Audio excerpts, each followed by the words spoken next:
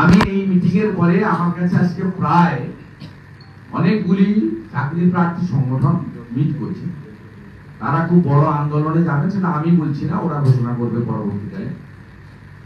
তাদের সঙ্গে আমি খানিক পরেই মিট করছি।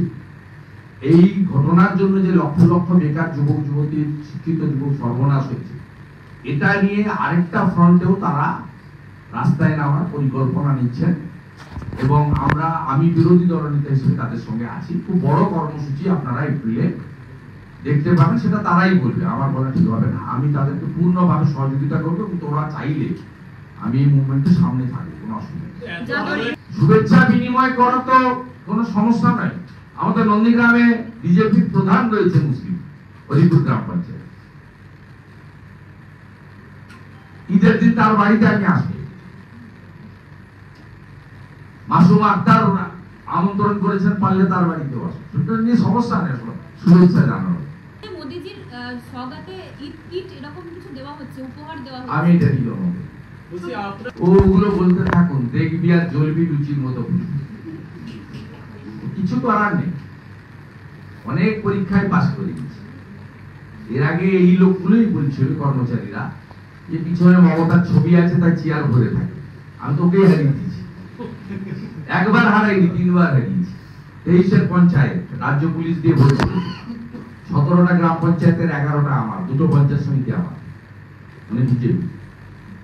2000-এ আমি জিতেছি, অভিজিৎ গাঙ্গুলিকে লিড দিয়েছি 8200। 26-এ বিজেপি যে দাঁড়াবে সে ওখান থেকে আরো 10,000 বাড়িয়ে 18,200 ভোটে জিতবে।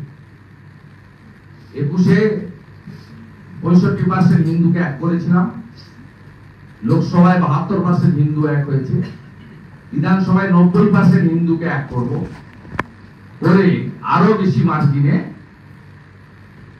তোলামুলকে হারাবো। 3 বার হারিয়েছি, 21, 23, 24, আবার হারাবো 4 বার, 26। রাম জন্মভূমি নিয়ে কিরকম সারা এখনো পর্যন্ত?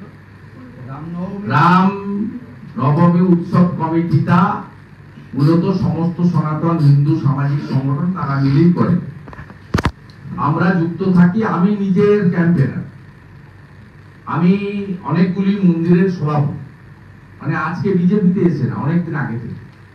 রিয়াপাড়া সিদ্ধনাথ জিউ মহাদেব মন্দিরের আমি ট্রাস্টি সভাপতি। আমি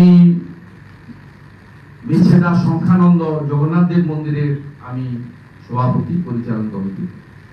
আমাদের এই উৎসব ব্যাপক হয়। এবারে আমি এর ক্যাম্পেইন, প্রচার, ধ্বজ বিতরণ, আমি 1 এপ্রিল থেকে রাজ্যের বিভিন্ন জায়গায় ধ্বজ বিতরণ করব, দোকানে, বাড়িতে, ক্যাম্প করে।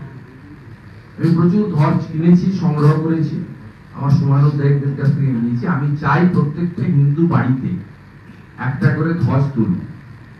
পশ্চিমবঙ্গে বাংলাদেশ দেখার পরে আমাদের হিন্দুদের একতার খুব প্রয়োজন আছে।